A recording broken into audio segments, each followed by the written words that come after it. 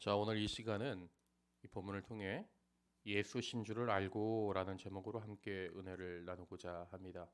자, 2주 동안 잘 지내셨나요? 그동안 새로운 얼굴도 보이시고 예, 하나님께서 건강 주셔서 또 이 자리에 모이게 하심을 너무 감사합니다. 지금 극히 코로나가 많이 더 심해지고 있는 것 같아요. 그러나 그만큼 또 여러 사람들이 보기에 이제 엔데믹이라고도 얘기를 하더라고요. 조만간 이제 풍토병으로 자리 잡혀서 그냥 그저 흘러가는 이제 상황이 된다라고 얘기합니다. 그래도 되도록이면 안 걸리는 게 좋습니다. 그러니까 체력 관리하시고 건강 관리하실 수 있는 여러분들 되시길 바랍니다.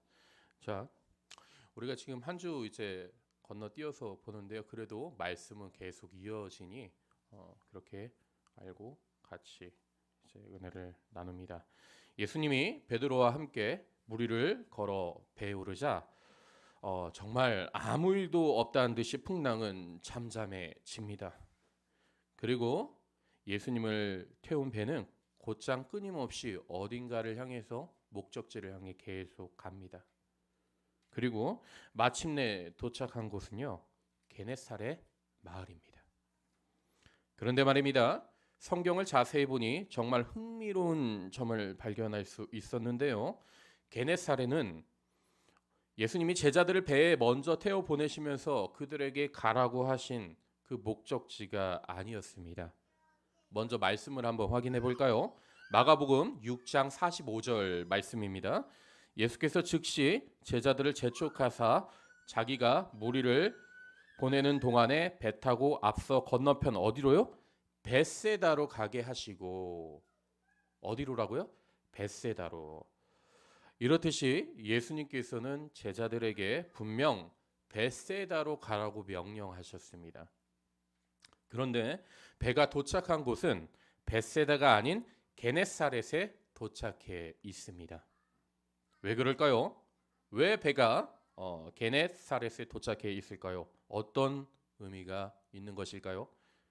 사실 성경에는 이러한 미묘한 차이가 가끔씩 있는데요. 여기에는 숨은 의도가 있습니다. 게네사렛은 예수님이 제자들 배에 태워 보내시려고 한 본래 목적지는 아닙니다. 본래 목적지는 분명 벳세다였죠. 그러나 벳세다에 가기 전 잠시 경유하는 곳, 잠시 들린 곳이 바로 게네사렛입니다. 우리는 계속해서 마가복음을 읽고 살피다 보면 8장에 이르러서 예수님과 제자들이 곧 벳세다에 도착하는 모습을 보게 됩니다. 즉 예수님과 제자들은 목적지인 벳세다로 가시는 도중에 지금 어디를 간 거라고요? 게네사렛을 거쳐서 지나가신다라는 겁니다. 그렇다면 이 게네사렛 마을은 어떤 곳일까요? 이 게네사렛 마을에 대해서 잠시 소개하면 이렇습니다. 이곳은 이방인들이 거주하는 곳인데 이방인들이 거주하는 곳이기에 또 뭐가 많았겠어요? 이방인들의 종교와 이방 문화가 마을을 지배하고 있었습니다. 그리고 팔레스타인 지역에서도 이 지금 게네사렛 마을은 특별히 비옥한 땅으로 다양한 과실들이 열리는 곳이었는데요. 역사가 요세푸스는 이렇게 말하기도 했어요. 게네사렛은 자연의 야심작이다라고 이렇게 불릴 수 있다. 보다 구체적으로 팔레스타인 지역은 대체적으로 좋은 땅들이 하나도 없었습니다. 유대 광야만 봐도 여러분들 그래요. 광야가 어떤 곳입니까? 말 그대로 진짜 광야입니다. 아무것도 없습니다. 모든 식생물이 생존하기에는 너무나 어려운 곳이죠.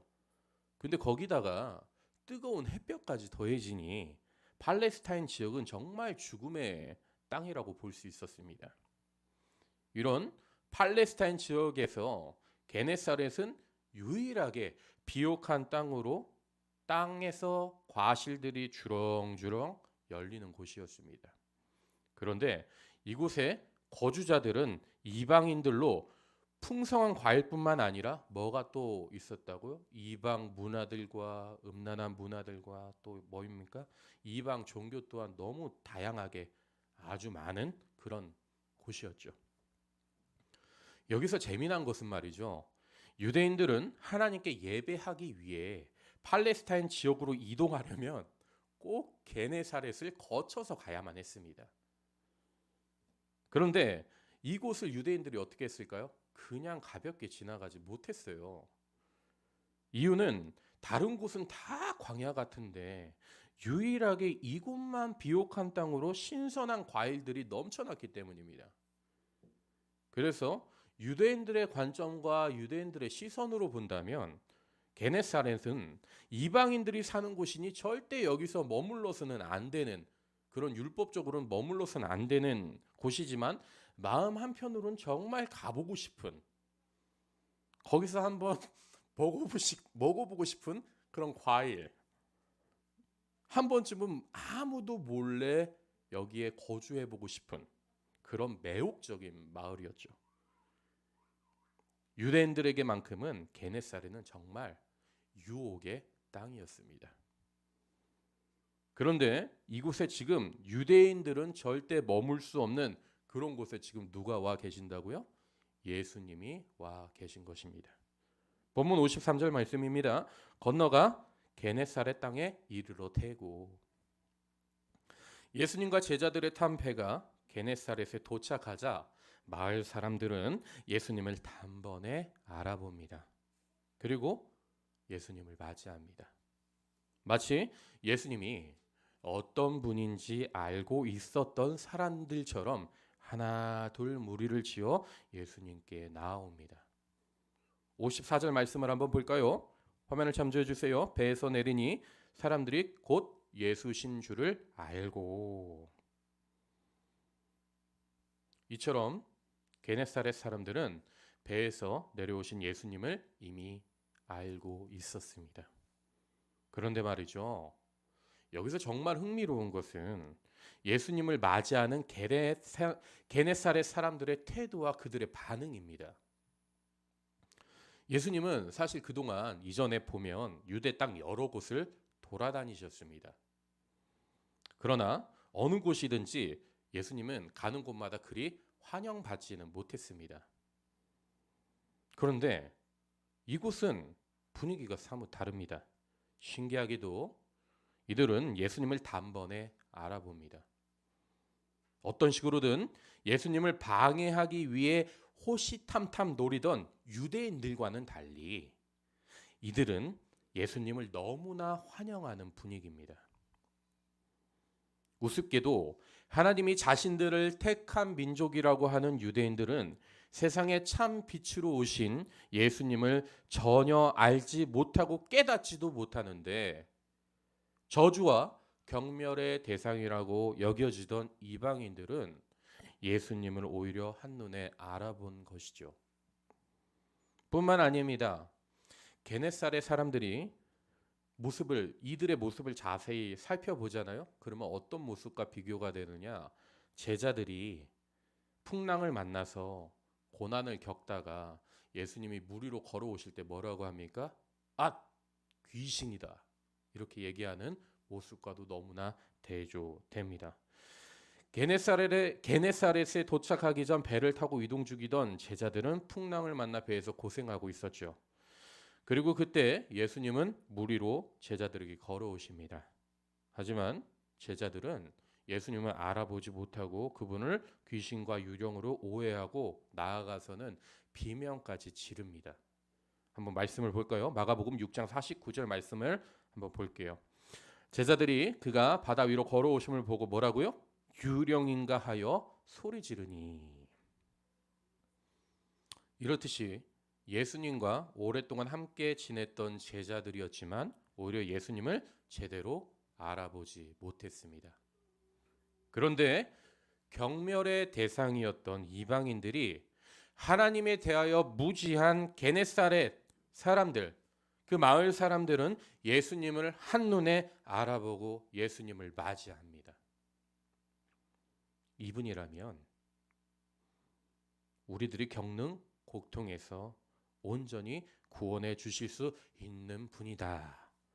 이런 생각에 희망을 품고 예수님을 맞이한 것이죠. 그래서 마가는 오늘 읽은 본문 54절에서 뭐라고 기록하고 있느냐? 예수신 줄을 알고 라고 기록하는 것입니다. 이와 마찬가지로 우리도 그렇습니다. 복음을 전할 때 우리의 생각에 따라 복음을 전합니다. 그리고 고르고 골라 관계 전도라는 명목 아래 사람들을 이리저리 가려가면서 전도합니다. 그러나 가만 보잖아요. 정작 복음을 듣고 교회에 나오는 사람들은 내가 의도하고 전도한 사람이 나오지 않습니다. 전혀 생각하지도 않던 그런 사람들이 복음을 듣고 교회에 찾아옵니다. 그리고 교회에 나와 훈련을 받기 시작하죠. 따라서 말씀에 갈급한 사람들을 우리가 가늠하고 판단해서는 절대로 안 됩니다. 우리는 그저 주시는 말씀대로 순종하고 모든 족속, 모든 사람에게 찾아가 복음을 전해야 합니다. 본문으로 돌아와 55절과 56절 말씀을 함께 보도록 하겠습니다. 화면 참조해 주세요. 그 온 지방으로 달려 돌아다니며 예수께서 어디 계시다는 말을 듣는 대로 병든 자를 침상채로 메고 나아오니 아무데나 예수께서 들어가시는 지방이나 도시나 마을에서 병자를 치장에 두고 예수께 그의 옷을 가해서라도 손을 대게 하시기를 간구하니 손을 대는 자는 다 뭐라고요? 성함을 얻느니라. 이 말씀을 자세히 읽다 보면 다른 본문에 나오는 사건들과는 달리 구별되는 점을 발견할 수 있습니다. 다른 사건들은 성경을 구석구석 자세히 찾아보면요, 예수님이 손을 대거나 가르치시고 치유하실 때 예수님의 행동에 대한 묘사가 구체적으로 조금 되어 있습니다. 이런 거예요. 예수님이 누구누구의 옷자락을 만질 때 그런 예수님의 반응들, 그리고 예수님이 어떻게 그들을 가르치셨는지에 대한 그런 내용들이 구체적으로 기록이 되어 있습니다. 그런데 오늘 본문을 읽다 보면요, 여러분들 그런 내용들이 좀 빠져 있어요. 예수님이 이들에게 어떻게 하셨는지에 대한 기록이 구체적이지 않습니다. 다른 본문을 찾아봐도 마찬가지입니다. 마태복음은 이 게네사렛 마을에 도착한 예수님에 대하여 더 간략히 언급하고 있는데요. 마태복음 14장 34절에서부터 36절의 말씀을 한번 볼게요.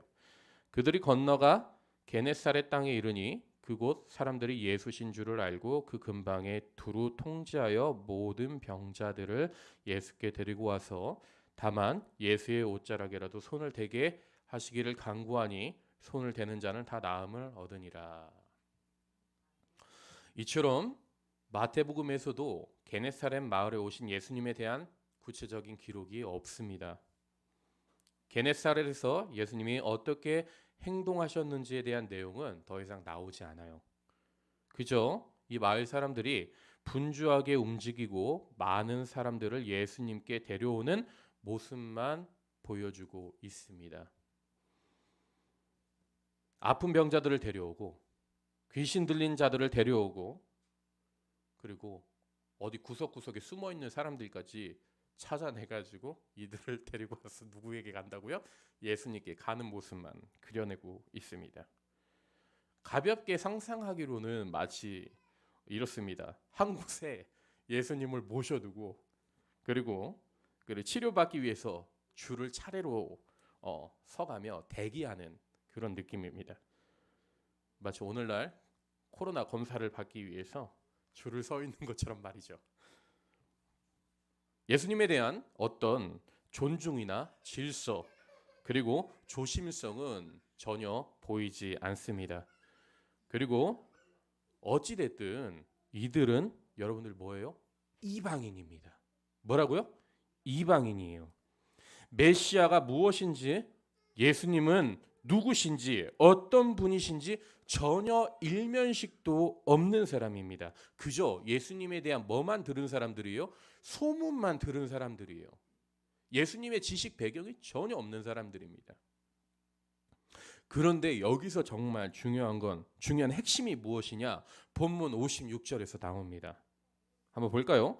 아무데나 예수께서 들어가시는 지방이나 도시나 마을에서 병자를 시장에 두고 예수께 그의 옷가에라도 손을 대게 하시기를 간구하니 손을 대는 자는 다 뭐라고요? 성함을 얻느니라. 지금 56절은요. 마을 사람들 모두가 예수님께 나와 손을 대고 성함을 얻었다라고 기록하고 있는데요. 여기서 손을 대어 얻은 성함은 단순히 치료만을 받은 것을 의미하지 않습니다. 이 말은 헬라어로 말하면 소조 이런 말인데 번역하면 1차적으로 구원하다, 치료하다라는 의미가 있지만 2차적으로 다른 의미로는요. 유지되다, 지켜지다라는 의미도 있습니다. 다시 말해 성함은요. 여러분들 구원을 받았지만 뭐라고요? 그 구원을 받았지만 그 구원받은 상태까지도 유지되고 지켜지고 있다라는 거예요. 그리고 특별히 게네사렛 사람들이 예수님의 옷을 만지게 강구했다라는 것은 지난번에 살핀 어떤 사건과도 되게 비슷하죠. 이는 마가복음 5장 하반부에 나오는 혈루증을 앓던 여인의 사건. 예수님께 손을 뻗어 예수님의 옷자락을 만지고 회복된 사건과 일맥상통합니다. 예수님께서 회당장 야이로의 딸을 만나러 그의 집으로 이동하시는 중 혈루증을 앓던 여인이 믿음으로 손을 뻗어 예수님의 옷자락을 만집니다. 그 당시 불결하다는 이유로 유대 사회로부터 완전히 버림받고 격리된 한 여인이 믿음으로 나와 손을 뻗어 예수님의 옷자락을 만진 것이죠. 그리고 이 여인은 완전히 회복됩니다. 예수님 또한 이 여인을 두고 완전히 회복되고 완전히 나음을 입었다고 그 자리에서 공언을 해버리죠. 많은 사람들 앞에서. 예수님의 소문을 듣고 이 여인은 희망을 가슴에 품어 주님 앞에 나온 것입니다. 오늘 본문에 게네사렛 사람들도 그렇습니다. 이들은 이방인이었지만 예수님의 소문을 듣고 나와 예수님의 옷에 손을 대게 해달라고 간구합니다. 그리고 이들은 이방인이었음에도 불구하고 결국 뭐를 얻었다고요? 성함을 얻었다라는 거예요. 사랑하는 여러분, 우리도 그렇습니다. 어떤 이유에서든지 반드시 주님 앞에 나아가야 합니다. 그럴 때 우리 역시 성함을 받게 됩니다. 하나님은 그 사람이 유대인이든 이방인이든 결코 중요하지 않습니다. 하나님은 그 사람의 환경과 능력, 외모, 배경을 보고 판단하지 않습니다. 그 사람이 잘났던 못났던 하나님은 그저 딱 한 가지만 보는데요. 바로 하나님 앞에 그 사람이 나아오느냐 나아오지 않느냐입니다. 하나님은 어떤 상황과 어떤 형편에서든지 자신을 찾고 나아오는 사람들을 결단코 외면하지 않으십니다. 제가 며칠 전 기독교 카페에 이제 무엇이든 물어보세요라는 카페가 있어요. 근데 거기서 글을 살피다 보니까 이런 글이 있더라고요. 자세히 밝히기는 좀 그렇지만 어떤 사람이 글을 쓰기를 자신에게 어떤 죄가 있는데 이 죄 때문에 교회를 가지 못하고 있다. 근데 이 모든 죄들을 정리하고 회개한 뒤 교회를 가야 할까요? 라고 그 글을 카페에다가 그 글을 올렸더라고요. 그리고 거기에 이제 많은 사람들이 이제 답글을 달아준 거예요. 리플을. 조언이라고 하면서 글을 쓰기 시작했는데 하나같이 반드시 죄의 문제를 해결하고 교회를 찾아가야 한다고 조언을 하더라고요.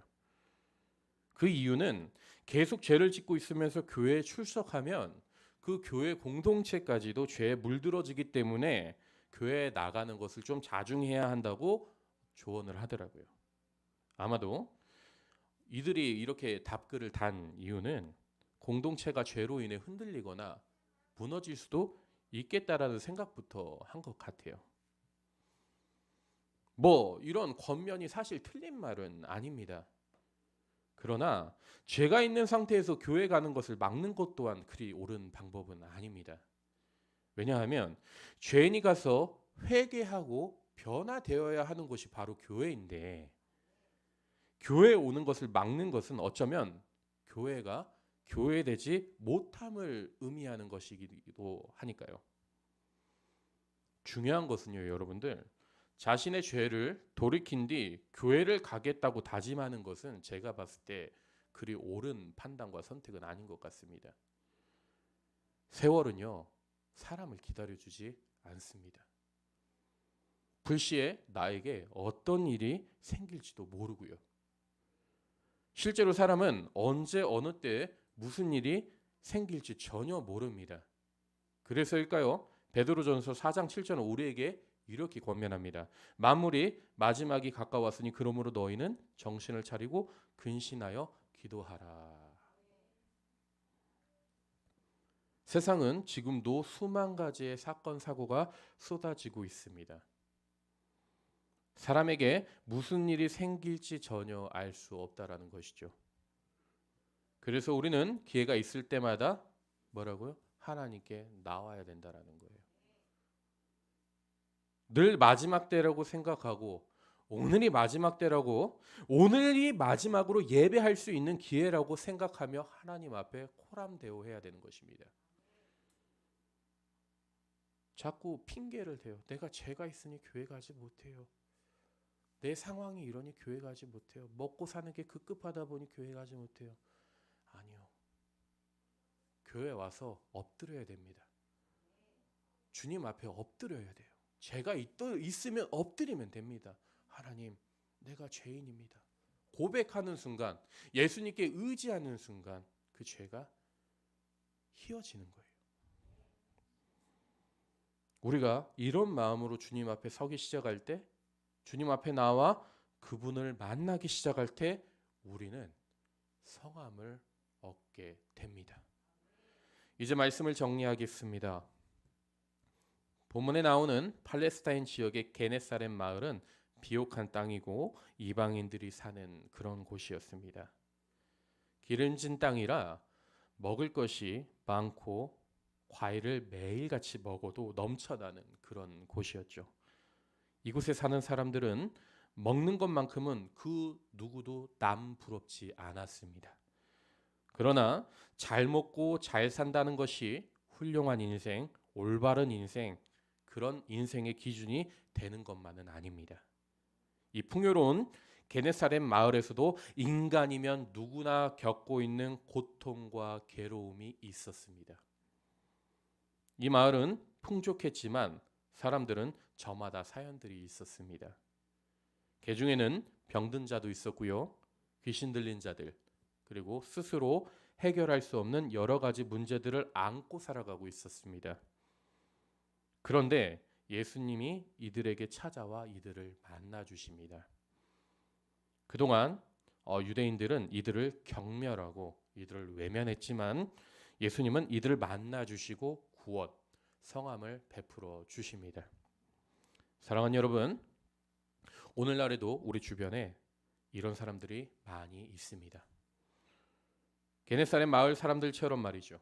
부족한 것이 없고 많은 것을 누리며 일상생활을 살아가지만 실상 그 내면 안에는 갈급함과 외로움이 가득한 그런 사람들, 여러 가지 갈등을 겪는 사람들이 여럿 있습니다. 우리는 그런 사람들을 예수님의 마음으로 찾아가야 합니다. 그리고 이들을 돌봐야 합니다. 어쩌면 이들은 2000년 전 예수님을 맞이한 그 게네사렛 마을 사람들처럼 예수님의 복음을 들고 다가오는 우리를 기다리며 맞이할 준비를 하고 있는 줄도 모릅니다.